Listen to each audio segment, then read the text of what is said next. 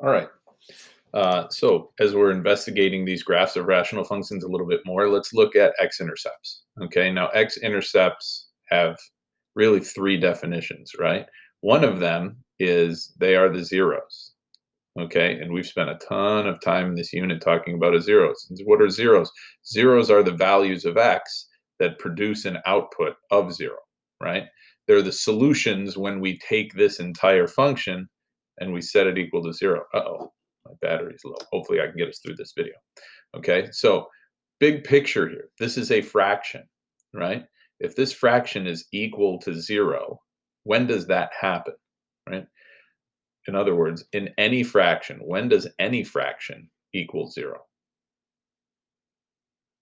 Right? It's not when the denominator is zero, right? We don't want that. That can't happen. The value of any fraction will be zero if the numerator is equal to zero. So when we're talking about the x-intercepts of a rational function, and we set this equation equal to zero to find those, we're really only concerned with the zeros of the numerator, and that's worth writing down, okay? The x-intercepts of a rational function are the zeros of the polynomial function in the numerator.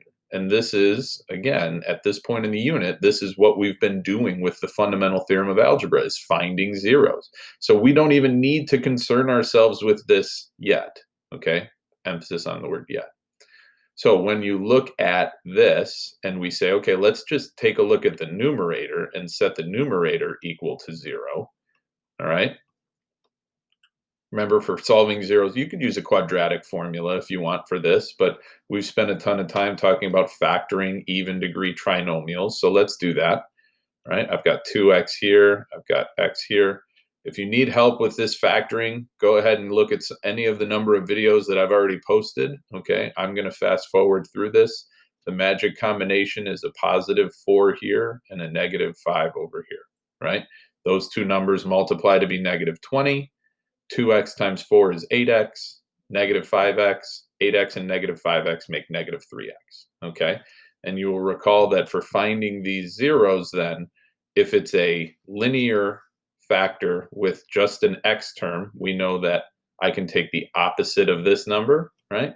If it's not, notice here the coefficient's not 1, so I can't say that the other zero is positive 5, right?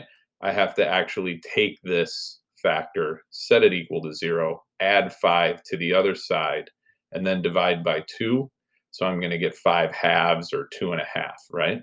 So here are my two zeros for the numerator. Now when you're thinking like, okay, so then I should see my x-intercepts there, right?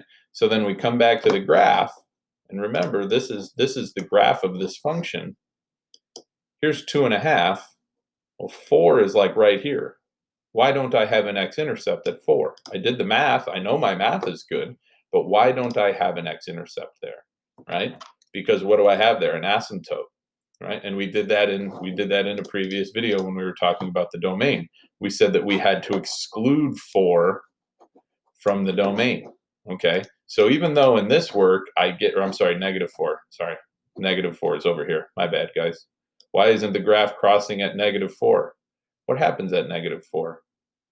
Undefined. More to come on that in the future, right? You're like, but, yeah, I know, okay? So why is there an open space in this graph at negative 4, right? We knew we had to exclude it. There wasn't an asymptote here. There's what we call a hole in the graph. So sorry, I misspoke. 4 that has the asymptote. Negative 4 has the hole in the graph, okay? And why is that? We're going to talk about that in another video, okay? So the bottom line is, this is not a zero, okay? This is not a zero. It's not an x-intercept, okay? It's not an x-intercept. It is a hole in the graph. And we'll talk more about this when on a video specifically talking about holes in the graph, okay? So the only zero, the only x-intercept is this 5 halves that we found over here. So you got to be careful, right? Yes, I got these two numbers. No, this is not a zero for the function.